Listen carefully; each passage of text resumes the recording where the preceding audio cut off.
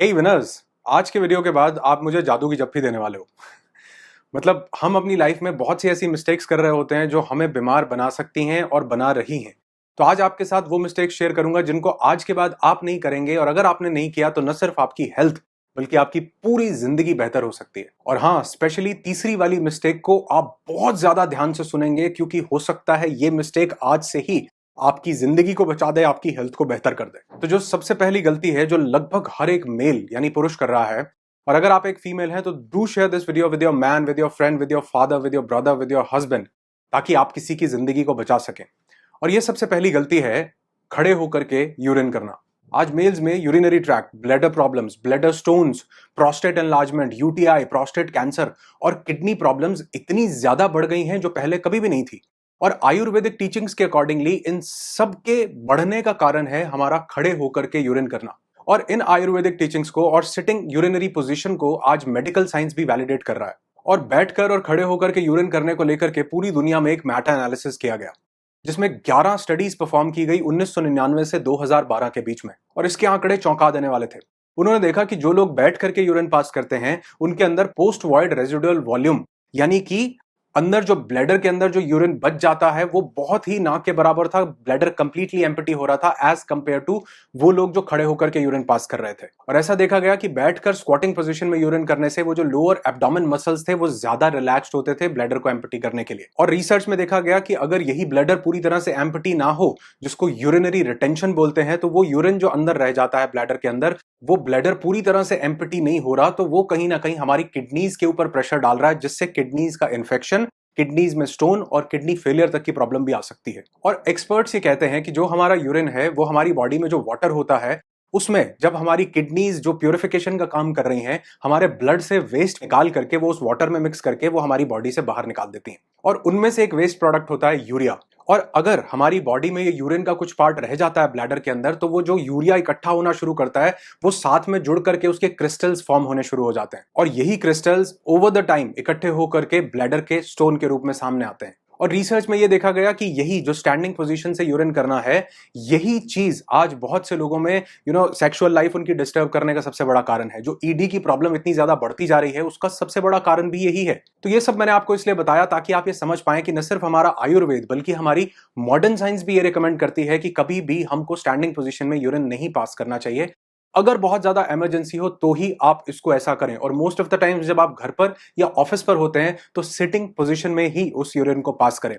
In fact आज तो studies ये भी बता रही हैं कि वो इंडियन टॉयलेट जिसको असभ्य बता दिया गया था अंग्रेजों के द्वारा, और वेस्टर्न टॉयलेट को यहां पर इंट्रोड्यूस कर दिया गया था, बताया जाता है कि उससे भी हमारे बॉडी का वो जो इंटरनल ऑर्गन जो यूरिन और स्टूल पास करने के लिए बना है, उनकी शेप के लिए वो बिल्कुल भी सही नहीं है। वो तब अपनी एग्जैक्ट शेप में आ पाते हैं जब हम बिल्कुल जमीन पर बैठ करके स्क्वाटिंग पोजीशन में यूरिन और स्टूल पास करते हैं, जिससे हमारी ब्लैडर और हमारा जो वेस्ट मटेरियल है बॉडी से निकलने का वो बहुत इजीली पास आउट हो जाता है। तो इस इंफॉर्मेशन को अपने तक नहीं रखना, हर एक लव्ड वन के साथ शेयर कीजिए, क्योंकि आज ये जो प्रोस्टेट की प्रॉब्लम्स इतनी बढ़ रही है, प्रोस्टेट कैंसर बहुत बढ़ रहा है, एज के साथ प्रोस्टेट एनलार्जमेंट होता है लेकिन वो बहुत जल्दी जल्दी लोगों में सामने आ रहा है, ब्लडर की प्रॉब्लम्स, किडनी की प्रॉब्लम्स इतनी बढ़ रही हैं, उसका एक मेजर इशू ये है जिसको कभी भी एड्रेस नहीं किया जा रहा।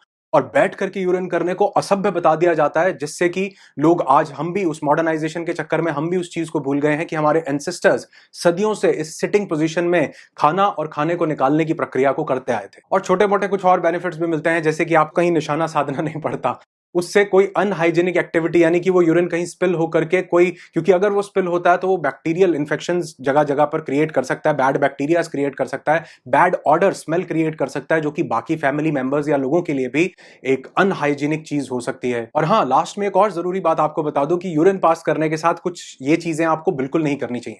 जैसे कभी भी नोज ब्लो नहीं करना चाहिए यूरिन करते हुए, जैसे कभी भी छींकना नहीं चाहिए यूरिन पास करते हुए, बात नहीं करनी चाहिए यूरिन पास करते हुए, और लास्ट, कभी भी यूरिन पास करते हुए बॉडी की ज्यादा मूवमेंट को नहीं करना चाहिए। अकॉर्डिंग टू आयुर्वेदा हमारी बॉडी में 5 तरह की वायु होती है: प्राण, समान, उदान, अपान, व्यान। तो जब भी हम यूरिन पास करते हैं तो हमारी अपान वायु स्टिमुलेट होती है। वो स्टिमुलेट होने से हमारी बॉडी के अंदर की पूरी वायु का सिस्टम जो है फ्लो में आ जाता है। तो अगर हम मूवमेंट करते हैं तो हम उस फ्लो को डिस्टर्ब करते हैं।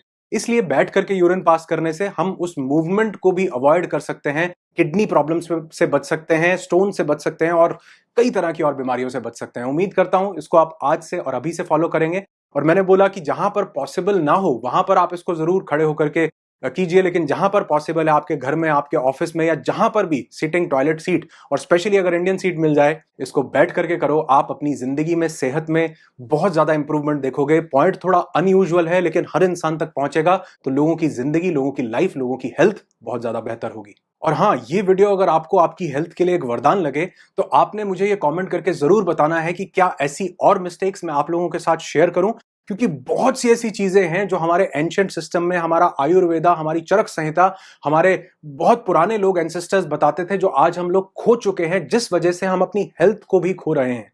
तो अगर आप चाहते हैं कि ऐसी और मिस्टेक्स आपके साथ शेयर करूं, मुझे कमेंट करके जरूर बताइएगा। ऐसे और बहुत सारे वीडियोस, पूरी एक सीरीज आप लोगों के लिए बनाऊंगा जो हमारी न सिर्फ हेल्थ को बल्कि हमारी जिंदगी को बेहतर कर सके। दूसरी गलती हम में से बहुत ज्यादा लोग, या यूं कहूं कि 99.9% लोग कर रहे हैं, और इस छोटी सी गलती को इंप्रूव करने से न सिर्फ आपकी हेल्थ बेहतर होती है, बहुत सी बीमारियां खत्म होती हैं, बल्कि उसके साथ साथ आपका फोकस, आपका अटेंशन, आपकी अवेयरनेस बढ़ती है, आपके स्ट्रेस लेवल्स बहुत ज्यादा कम हो जाते हैं, डिप्रेशन, एंग्जाइटी धीरे धीरे खत्म होने लगता है, सिर्फ एक चीज से, यह है डीप ब्रीदिंग।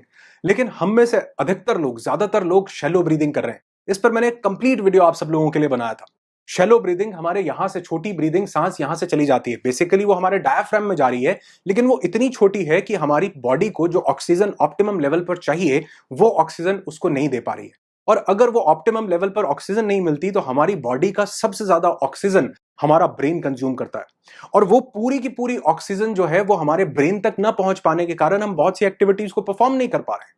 लोग कह रहे हैं हमारा फोकस नहीं बढ़ रहा, हम थक जल्दी रहे हैं, हमको लेथार्जी बहुत जल्दी आ रही है, हमको कई तरह के मेंटल इश्यूज आ रहे हैं, स्ट्रेस खत्म नहीं हो रहा। वो सिर्फ इसलिए हो रहा है कि आपकी बॉडी के अंदर हाइपर ऑक्सीजनेटिव एनवायरनमेंट नहीं है, क्योंकि इस स्लो ब्रीदिंग से आपके डायाफ्राम तक वो जो ऑक्सीजन का फ्लो है वो पहुंचता है, और डायाफ्राम एक्सपैंड होने से आपका वही ऑक्सीजन का फ्लो आपके ब्लड में अच्छे से मिक्सअप होकर आपके पूरे बॉडी के हर एक पार्ट तक जा पाता है।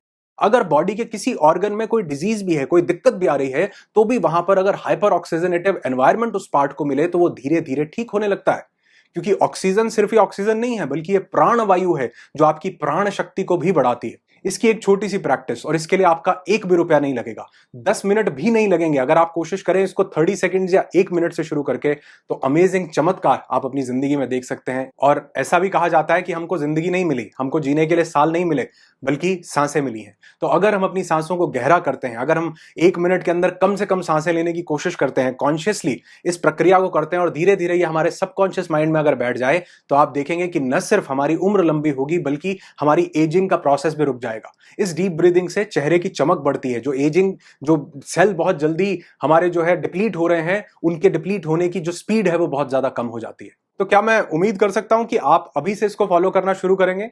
अगर करेंगे तो मुझे कमेंट करके जरूर बताइए, और लोगों के साथ भी ये चीजें शेयर कीजिए जो हमारी एंशिएंट विजडम है, जो कहीं ना कहीं हमारी हेल्थ के लिए, हमारी जिंदगी के लिए एक बहुत बड़ी प्राणदायक शक्ति के रूप में सामने आ सकती है, अगर हमने इन सब चीजों को ढंग से, तरीके से फॉलो किया तो। अब तीसरी वो गलती जो ज्यादातर लोग कर रहे हैं, और इसी गलती की वजह से वो बहुत सी बीमारियों को अपनी जिंदगी में इनवाइट कर रहे हैं। जब भी हम रात को सोते हैं तो सोने के लिए हम 3 तरह की पोजीशंस ले सकते हैं। पहली, साइड पर, लेफ्ट करवट लेकर या राइट करवट लेकर। दूसरी है अपने पीठ के बल, यानी सीधे लेटकर सोना। और तीसरी है उल्टे होकर, यानी अपनी चेस्ट और पेट के बल सोना। अब इसमें जो हमारी सबसे बेहतरीन पोजीशन है, जो हमको हजारों बीमारियों से बचा सकती है, हमारी बॉडी को हेल्दी कर सकती है, वो पोजीशन है लेफ्ट साइड पर करवट लेकर के सोना। हाँ, मैं मानता हूं कि हम रात में सोने के बाद बहुत सी बार अपनी करवट को बदलते रहते हैं, लेकिन कोशिश कीजिए जब आप सोने के लिए जाएं तो सबसे पहले लेफ्ट साइड पर करवट लेकर के सोएं। अगर आपको कोई क्रॉनिक हार्ट इशू है तो ही आप इस पोजीशन को अवॉइड कर सकते हैं, अदरवाइज 99% लोगों को लेफ्ट करवट लेकर के ही सोना चाहिए। और इसके कुछ साइंटिफिक रीजंस आपको बताता हूं कि ऐसा क्यों करना है। अब देखो, हम जब खाना खाते हैं मुंह से, तो वो हमारी फूड पाइप से होकर के हमारे पेट में जाता है। हमारे पेट और फूड पाइप के बीच में एक वाल्व लगा होता है ताकि पेट से कुछ भी वापस ना आए। और क्या आप जानते हैं, जो हमारा स्टमक है, हमारा पेट है, ये हमारी बॉडी के लेफ्ट साइड पर होता है।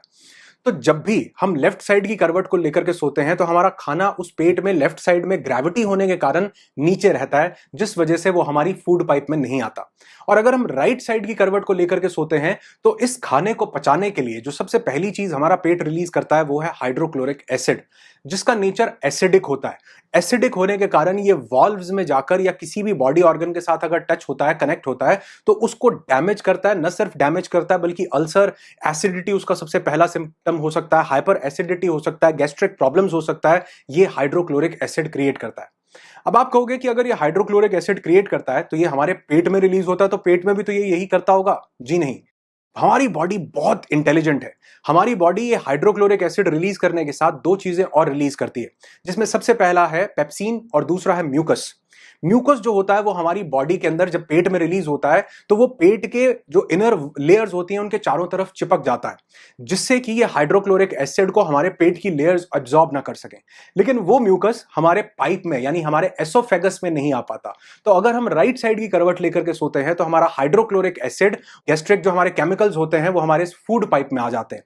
तो कोशिश कीजिए अगर आप लेफ्ट साइड की करवट लेकर के सोएं रात को, पहले तो खाना बहुत टाइम से खा लो, और अगर आप लेट खाते हैं तो भी लेफ्ट साइड की करवट को लेकर के सोएं, ताकि ग्रेविटेशनल फोर्स के कारण आपका पेट लेफ्ट साइड में होने के कारण वो खाना नीचे ही रहे, आपकी फूड पाइप से, एसोफेगस से होकर के यहां पर ना आए और वो किसी तरह की गैस या एसिडिटी को क्रिएट ना करे। दूसरा, हमारा जो हार्ट है इसकी कुछ आर्टरीज लेफ्ट साइड पर होती हैं जो कि हमारी लोअर बॉडी को ब्लड सप्लाई करने का काम करती हैं। तो अगर हम राइट साइड की करवट लेकर के सोते हैं तो वो आर्टरीज अपना पूरा काम नहीं कर पाती, जिस वजह से वो ब्लड पूरी बॉडी में फ्लो नहीं हो पाता। और यही कारण होता है बहुत से लोगों को रात को सोते हुए नमनेस यानी कि वो सुन्न होने की जो प्रॉब्लम है वो धीरे धीरे बढ़ती जाती है। बहुत से लोगों के लिए ये पैरालिटिक कंडीशन क्रिएट करने का भी कारण बनता है। इसलिए अगर आप लेफ्ट साइड की करवट लेकर के सोते हैं तो ये ब्लड आपकी लोअर बॉडी तक इजीली फ्लो होता है, तो आप अपने दिल का काम आसान कर रहे हो। और तीसरी और सबसे बड़ी चीज, हमारे लिम्फेटिक सिस्टम का एक सबसे इंपॉर्टेंट पार्ट होता है जिसको बोला जाता है स्प्लीन। ये भी हमारे बॉडी के लेफ्ट साइड में होता है और ये भी हमारे ब्लड से डेड सेल्स को रिमूव करने का काम करता है। तो अगर हम लेफ्ट साइड की करवट को लेकर के सोते हैं तो हमारे लिम्फेटिक सिस्टम का ये पार्ट स्प्लीन भी बहुत अमेजिंगली काम कर पाता है, और वो जो रात को सोना है वो एक दवाई हो जाता है, वो मेडिसिन हो जाता है, क्योंकि यही प्रक्रिया रात को हमारी बॉडी से ब्लड के जो टॉक्सिन्स हैं उनको रिमूव करती है, फिल्टर आउट करती है। हाँ, मैंने बोला कि हम कई बार रात को पोजीशन चेंज करते हैं, लेकिन अगर आपने धीरे धीरे इस आदत को बनाना शुरू किया, ये एक प्रैक्टिस है, एक हैबिट डेवलप करना है। बहुत से लोग अपने पेट और चेस्ट के बल सोते हैं, जो कि और भी ज्यादा खतरनाक है, जिससे कि हमारा पूरा इंटरनल ऑर्गन्स पे प्रेशर पड़ता है, हमारी बॉडी का सिस्टम बिगड़ जाता है, हमारी स्पाइनल कॉर्ड जो है उसका सिस्टम बिगड़ जाता है, वो एक स्ट्रेट पोजीशन में नहीं रहती। उल्टा सोने से हमारी गर्दन लेफ्ट या राइट साइड में टर्न हो जाती है, जिससे सर्वाइकल होने के चांसेस बहुत ज्यादा बढ़ जाते हैं और बहुत से लोगों को फटीग, थकान महसूस ही इस कारण से होती है। लेकिन सबसे अच्छी पोजीशन जो मानी जाती है वो है लेफ्ट साइड पर सोना। अगर आप कोई भी मेजर हार्ट कंडीशन को फॉलो नहीं कर रहे तो आपकी जिंदगी के लिए वरदान हो सकता है, और अगर आप हार्ट की कोई मेजर कंडीशन फॉलो कर मतलब आपकी लाइफ में है तो आपको अपने डॉक्टर से जरूर कंसल्ट करना चाहिए और पूछना चाहिए कि क्या मैं इस पोजीशन में सो सकता हूं कि नहीं। और अगर आपने इस पोजीशन में आज से सोए तो न सिर्फ आपको कुछ दिन के अंदर आप देखेंगे आपकी स्लीप की क्वालिटी इंप्रूव होगी, आपकी हेल्थ इंप्रूव होने लगेगी, कम टाइम में ज्यादा नींद आप पूरा कर पाएंगे, क्योंकि आपकी बॉडी एक रिलैक्स स्टेट में होती है और आप एक होम्योस्टेसिस की स्टेट को क्रिएट कर पाते हैं। यानी कि अगर बॉडी अपने आप से काम कर रही है तो वो हीलिंग की प्रक्रिया को भी तेज करेगी, आपके अंदर कोई टॉक्सिन्स, कोई बीमारियां हैं उनको भी ठीक करेगी, और एक बेहतर नींद 100 तरह की और चीजों के ऊपर, आपकी लाइफ के ऊपर, आपके मूड के ऊपर, आपके स्ट्रेस के ऊपर, कई चीजों पर इंपैक्ट डालती है। तो उम्मीद करता हूं कि आज आप अच्छे से सोएंगे, और इनमें से अगर कोई भी पॉइंट आपको नया लगा हो कि आपकी जिंदगी में इंपैक्ट डालेगा या किसी दूसरे इंसान की लाइफ में इंपैक्ट डाल सकता है, तो इस वीडियो को लाइक करके जरूर बताइएगा। ये सब वो क्रांतिकारी चीजें हैं जो कहीं ना कहीं हमने अपनी जिंदगी से बिल्कुल और बिल्कुल निकाल दी हैं, हम इनको खो चुके हैं और ना ही कोई हमें इन सब चीजों के बारे में बता रहा है।